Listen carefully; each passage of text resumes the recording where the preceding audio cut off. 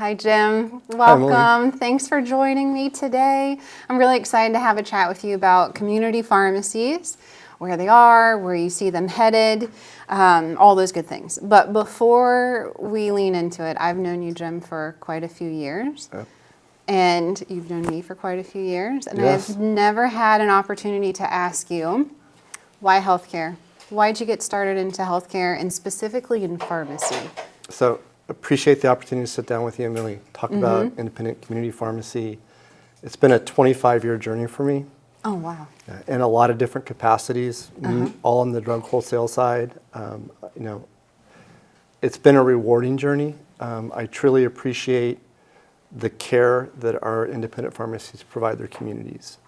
And these owners have a passion for that care, and that's been the most rewarding part with the roles that I've had with Cencora and interacting with pharmacies. So. Oh, fantastic. That passion fuels your passion on a day-to-day basis, I'm sure. It's been really rewarding to help pharmacies grow, expand their business, increase their touch points to patients, and at the same time drive additional revenue. So. Yeah, absolutely. Sometimes we forget at the very core of all of this is patient care, ensuring that people, whether it's your grandparent, your mom, your child, that we're getting the best care that we possibly can. And it ends a lot of times at the pharmacy. So it does. Community pharmacy is such an important part of our healthcare system here. Awesome. Well, 25 years. So over those 25 years, you've seen a lot, and you've seen a lot change. I've seen a lot change, and it's exciting to see some of the changes on the horizon around reimbursement reform, PBM transparency, some of the opportunities that pharmacies are being presented to continue to focus their practice locally in the communities and the support that's going to be possible. So I know we'll talk more about it, but a lot of exciting things with regards to pharmacy and the ability to engage patients and really be a healthcare destination in their community. Yeah, fantastic. Someday we're getting there, inch by inch for sure. Well, let's start a little bit with some of the challenges. So I know within your role, and gosh, like you mentioned, after 25 years, you've had the opportunity to work with thousands of community and independent pharmacies. And your interactions with those businesses and within their communities, what would you suggest are kind of the top 2 or 3 challenges that you're hearing most commonly expressed amongst those thousands of pharmacies? Well, reimbursement's always a challenge. I mean, there's no secret there, and we're all very aware of some of the legislation around PBM reform and some of their practices, and it continues to be a focus point. I think pharmacy as a whole is kind of balancing the need for quality care versus the need for revenue. Our independent pharmacies have the desire to engage their patients, provide the care that they need, but they have challenges around resources like staffing. Do they have the correct staffing? Can they provide training so that their staff can grow into these service opportunities? Can they keep qualified staff? It's not uncommon for a pharmacy's right-hand person who's someone that's very astute and involved and engaged with the patients to seek other opportunities. And this limits what pharmacies can do, obviously, if they don't have the correct staff. The other piece I think is a huge opportunity, and I'm excited about, is this whole AI opportunity. Obviously the human factor is still needed, but the efficiencies that pharmacies have on the horizon around use of AI and some of the tasks that are a burden from a time perspective on them are going to present new opportunities for pharmacies to engage their patients. And then finally, that scope of practice piece, while it's ever changing and we've seen so much reform in the last 2 to 3 years, there's still a lot of need for reform. And opportunities for pharmacists to provide care opportunities around chronic disease states. And we've seen a lot of that expand with regards to what you do with EQUIP and the HEDIS gap closure opportunities around A1C and CBP. While the pharmacies are definitely focused and engaged with chronic care management, in full transparency, there's a lot of opportunity for improvement with the way they engage. And I think the factors we just talked about, the staffing models, to make sure that the staff can engage and there's opportunities for staff to grow and develop, the AI piece and the reimbursement piece is all going to factor into how they continue to evolve and engage in these opportunities.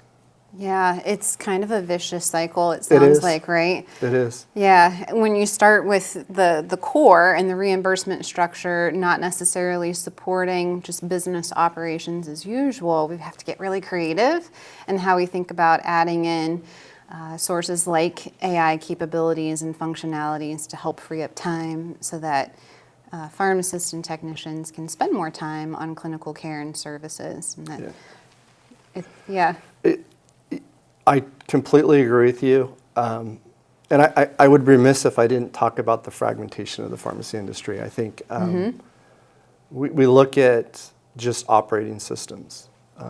There's no standardization of processes, interoperability of data, different requirements with regards to engagement, thresholds, goals, incentives. It's almost, it is overwhelming for independent pharmacies. So from a technology side, and I think Equip has done a phenomenal job with the release of CoPilot, that workflow piece. Being able to engage patients with these opportunities within the filling workflow, because a long running joke with the wholesale side is pharmacists would rather make really crazy life changes and change their PMS. And Yeah. you'll probably cut this part, but the joke is that they would rather get a divorce than change their PMS. I don't know if that's funny, but that's how attached they are. Ironic, perhaps. Yeah, to their PMS system, and there's been that disconnect with regards to the advancement of patient care services, clinical services within their workflow. And right now they have to multitask between multiple systems to engage in the opportunities, and opportunities like CoPilot are going to ease that burden and allow the pharmacies to more easily engage patients. So. Yeah, that's fantastic. I think we're really excited about the launch of CoPilot and being able to provide that level of efficiencies for pharmacies. I've heard that long-standing joke as well, that you'd rather either get divorced or there's so many other things you'd like to do other than change your PMS, but meeting people where they are. And I think in pharmacy technology specifically, we haven't made a whole lot of advancements, especially with regards to data interoperability. Right. And that makes sense. We have a core function that we need to sustain, and that's dispensing medication in a pharmacy. But what we can do on top of that, I think, is where the true value, and it sounds like that's what you're hearing from your pharmacies too. How do we stay within our core function, the day-to-day, that's driving our business, whether it's in a positive direction or in a negative direction. We could have discussions about that for a while too. For sure. But how do we augment that? So when you're talking with the pharmacies that you're supporting and interacting with, do you think that they're open to the thought around augmenting that core functionality? Are they looking for technology to evolve in such a way? Are they open to thinking about how AI can support and supplement their business? I think there's varying levels of openness with regards to our owners. You've got astute owners that are open to anything that's going to, technology-wise, that's going to increase operating efficiencies, increase profitability. The independent environment, as you know, can be very peculiar with regards to standardizing processes. They do operate from the mindset, if it's not broken, why fix it? Sure. And this is a common response, we've always done it this way, it works this way. I don't think they have a choice. I think that we talk about the viability of pharmacy and the ability, especially with rural healthcare initiatives, to provide access to patients. They're going to have to be more astute with regards to implementing technology. Of course, there's regulations that will need to be addressed, but you talk about telehealth, you talk about kiosks, you talk about the AI component that addresses some of the administrative burden that pharmacies have day to day. All that's going to factor in to the sustainability of pharmacy. And their willingness to look at revenue expansion. To your point, we can't not focus on 90% of their revenue at this point, which is the dispensing side, 90% plus maybe. But they also have a willingness to say, if I'm looking long term at the success of my business, what do I do next to add an additional service, care for my patients that promotes the health of my business. And I think that's the big factor with independence is, well, I shouldn't say independence. I think for pharmacy as a whole is, at the end of the day, it's still a business. Absolutely. And there's that balance we talked about before with regard to quality of care and the business needs. So.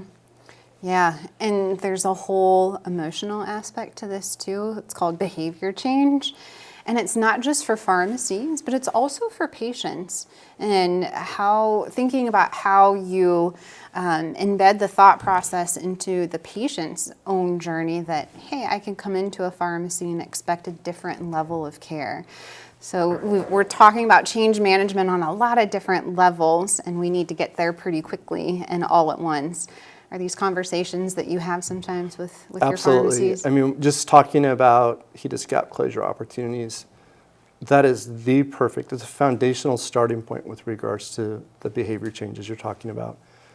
They have less administrative burden for these opportunities that are presented to them. They do have to have the appropriate engagement and document them. But really, to your point of that patient behavioral change, is they're setting the expectation with the patient that I'm not just a dispensing pharmacy.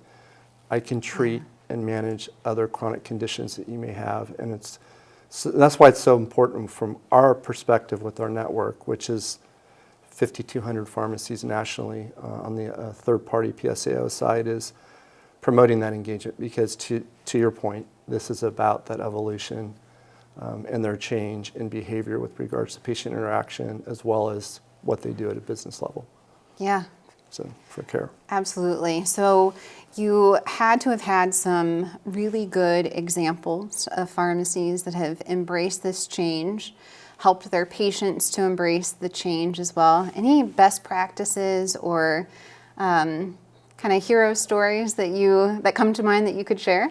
Yeah, we've had, it's that time of year, so I've been busy looking at engagement from our network. Mm-hmm.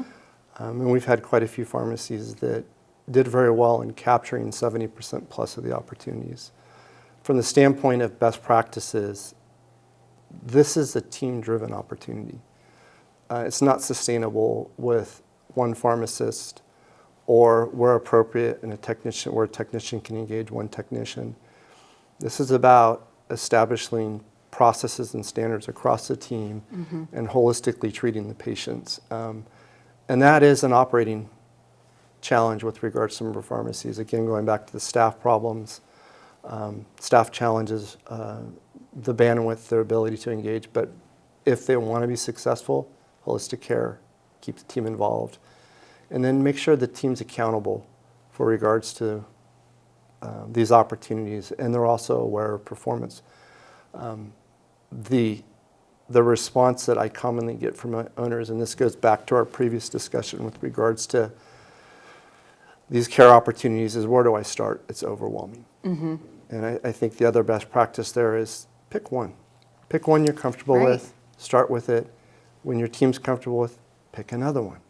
And keep growing so that you're changing your behaviors, to your point, both with your pharmacy team as well as the expectations of the patients. Yeah. Okay, so I heard a few key points there.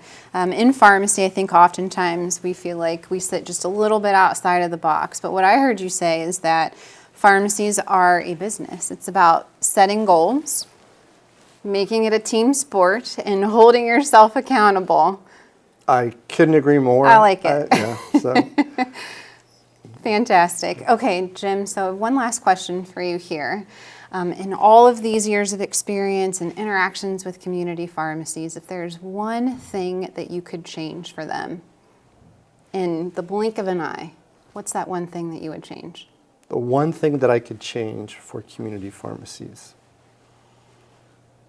I'm trying to narrow it down, actually. 25 years working with them. I'm excited about PBM reform.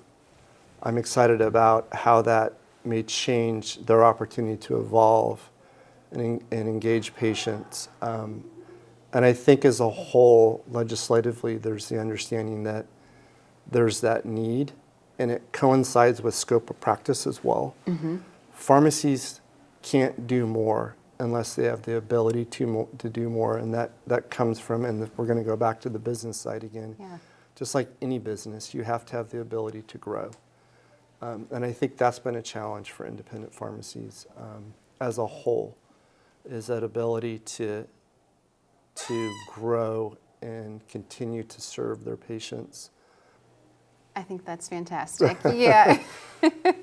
It's a lofty goal. It takes a lot of organizations coming together to help create that reform and that change, but it certainly, at least from my perspective on the outside, a little bit looking in, it looks like we're at the right time to see that level of change. Would you agree? We are.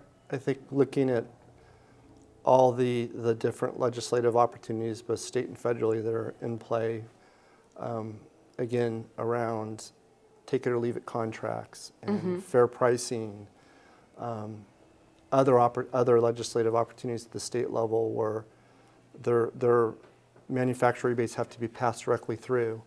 All of those are going to play into the success in the future of pharmacy. We've got the rural healthcare transformation. How does pharmacy connect itself to the $50 billion in opportunity that they have available? And there's a need. They provide access. They have the ability to address those patients' chronic care needs. You also have in play is IRA and maximum fair pricing. Little undetermined on that. We know that there might be a little bit of cash flow issue with pharmacies. Profitability is yet to be determined, but we're seeing a lot of different factors within the pharmacy industry as a whole that are going to continue to support that growth. And to your point, it's the right time. And then you factor in the development of AI and the technology. Again, I'm going to go back to Equip's prompts technology. All of those are going to play into their ability to engage. So. Yeah, absolutely. We know one thing is that patients are aging into Medicare, and whether you're a pharmacy that's serving a predominantly elderly population, mostly commercial, et cetera, folks are going to need to continue to use the pharmacy to seek care. Right. And the more opportunities that we can bring into centralizing that care, helping meet the patients where they need to be met in their communities. I love the nod to the rural health subsidies and opportunity that exists out there with some of the legislation that's been recently passed. Feels like it is the right time for sure. And if we can bring a little operational efficiency into that equation, That's needed. Yeah, then we might be on the right pathway for some real change, overdue change. It is overdue. I couldn't agree more with that statement. And thank you so much for sitting down with me today and talking about, first and foremost, the passion that you bring to the industry. I can't thank you enough for what you're doing for all of the community pharmacies that you serve on a daily basis, helping to create that change management. So thanks for sharing your thoughts and opinions with me. I appreciated the conversation. So, Emily, thank you. I appreciate the opportunity to sit down with you and to talk about some of my thoughts with regards to the evolution of the industry and how we can continue to support independent community pharmacy and the patient care that they provide. We really appreciate the ability to partner with companies like Innovator and Equip and what you're doing for pharmacies to engage their patients, technology that's being developed, the communication, the education, all that is a huge part with regards to improving our network performance and having our pharmacies engaged. So thank you. Yeah, it's our pleasure. Together, we're going to make this change, Jim. Absolutely. It's going to happen. Thank you.